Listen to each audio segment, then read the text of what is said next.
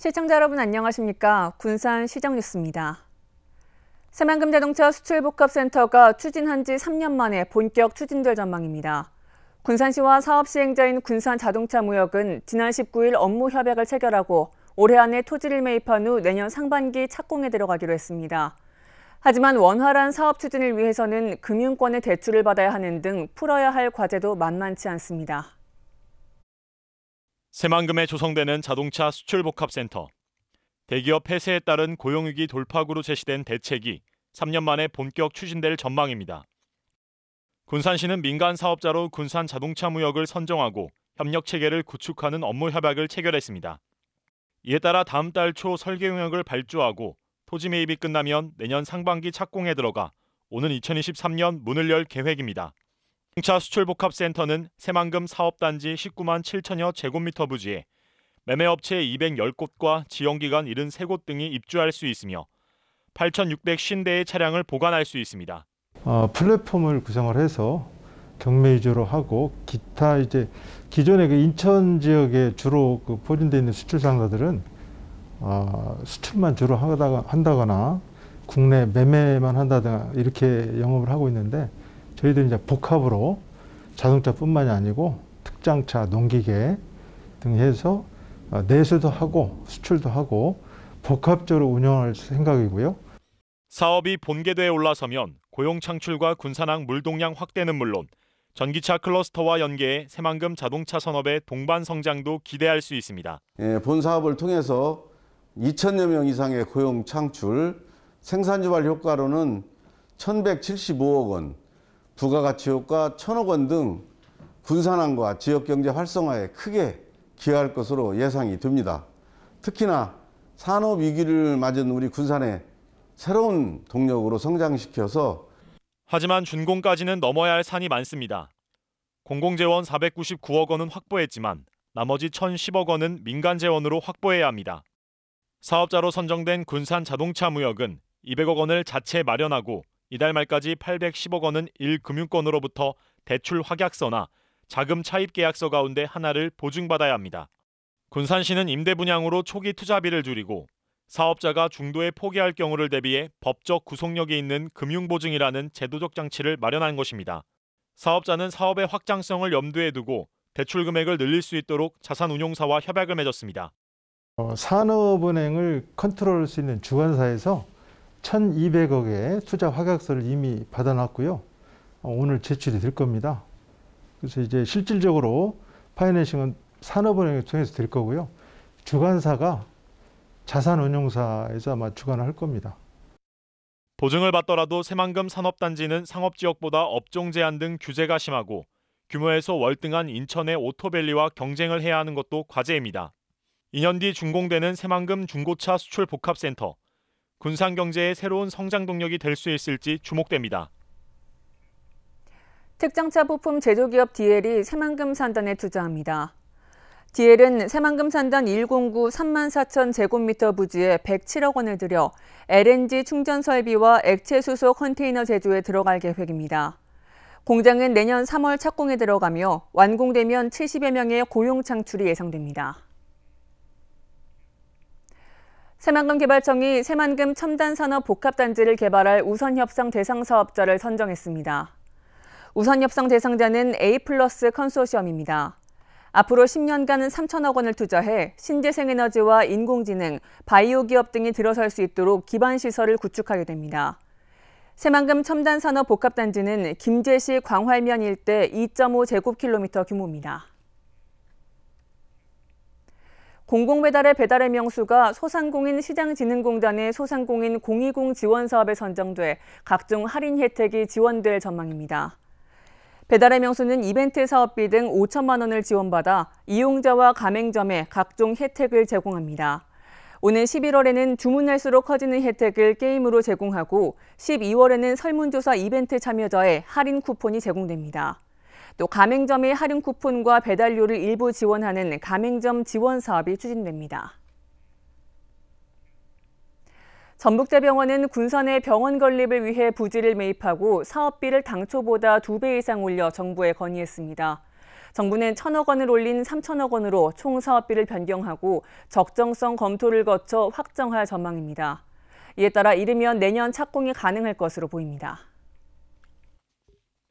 지난 1월 토지 보상이 마무리된 군산 전북대병원 사업부지. 2013년 기재부의 타당성 용역조사에서 인정받은 사업비는 1,896억 원입니다. 하지만 그동안 물가 상승과 의료법 개정으로 법정 사항이 반영되면서 사업비가 크게 늘었습니다. 전북대병원은 지하 3층과 지상 10층의 500병상 규모의 종합의료시설로 짓기로 하고 당초 계획보다 2배 가까이 늘어난 3,800억 원을 교육부에 올렸습니다. 기존 사업비로는 병원 건립이 어려울 것으로 보고 사업계획서를 변경해 제출한 것입니다. 그러나 교육부는 법정 사항만 반영하고 형평성 문제로 700억 원가량 삭감해 3,027억 원을 기재부에 넘겼습니다.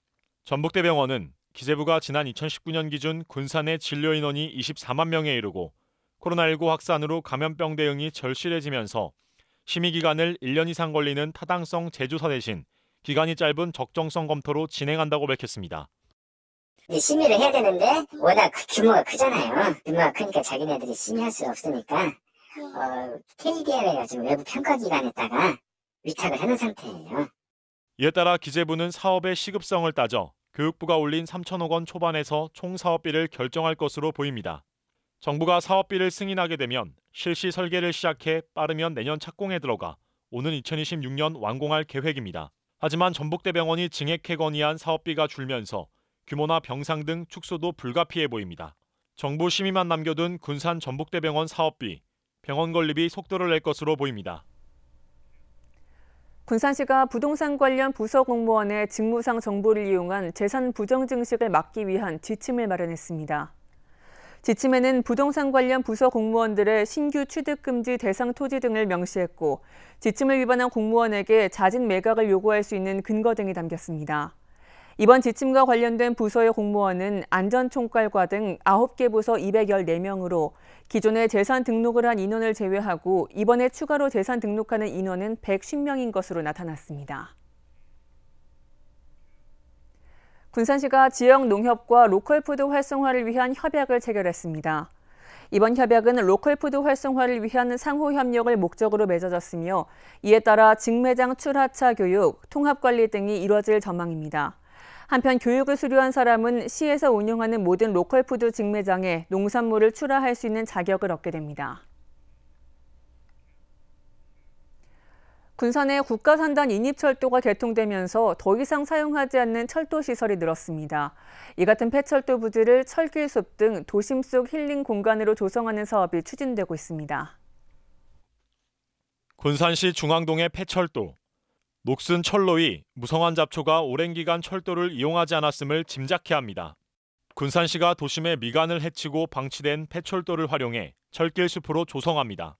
사정동 삼거리 통매산부터 옛 화물역까지 2.6km 폐철도 구간에 총 51,582제곱미터의 철길숲을 조성합니다. 이를 위해 내년부터 2025년까지 사업비 200억 원을 투입합니다.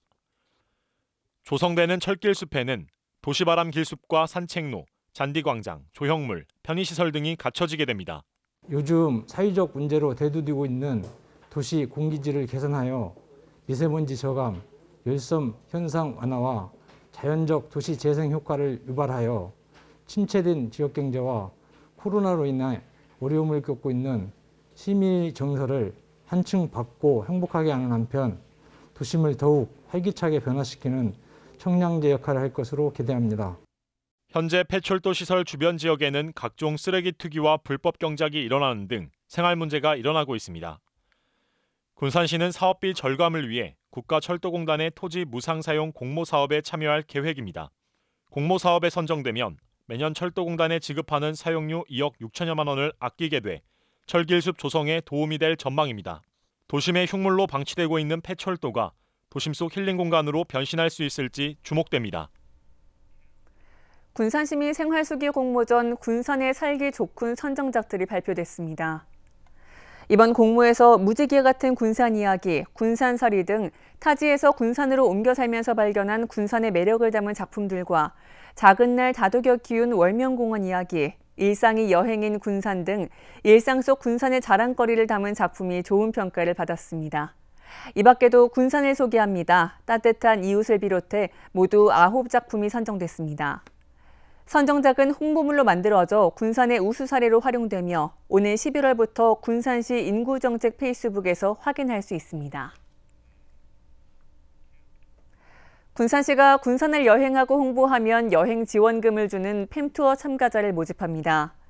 대상은 여행작가와 여행기자, SNS 운영자이며 한 팀당 코로나19 백신 접종을 완료한 8명으로 인원을 제한합니다. 시는 참여자가 여행 후 만족도 조사와 홍보 후기를 작성하면 숙박비와 교통비, 체험비 등을 지원할 계획입니다. 참여 신청은 여행 10일 전까지 지원 신청서 및 신청 서류를 제출하면 됩니다. 군산시와 건축공간연구원이 시민문화회관 운영자를 모집합니다. 이번 공모는 민관협력형 운영자 선정으로 소유권은 지자체가 갖고 운영은 민간기업 또는 단체가 갖게 됩니다. 운영에서 나온 수익의 일부는 공공건축물의 유지관리 비용으로 쓰입니다. 신청한 팀 가운데 기본 제안서 평가로 2팀을 선정하고 이후 최종 제안서 바탕으로 오는 12월 초 최종 당선자가 확정됩니다. 공모 내용과 제안서 접수 방법은 군산시 홈페이지 또는 건축공간연구원 홈페이지에서 확인할 수 있습니다. 다음은 읍면동 소식입니다. 군산 소룡동이 행정복지센터 직원과 일자리 참여자 등 20여 명이 참석한 가운데 가을꽃인 국화 900본을 심고 인근 화단 제초 작업을 진행했습니다. 군산 소룡동이 관내 홀몸 어르신과 장애인 가정 등 취약계층을 대상으로 직접 세탁물을 수거해 세탁 후 전달하는 이동 세탁 봉사를 진행하고 있습니다.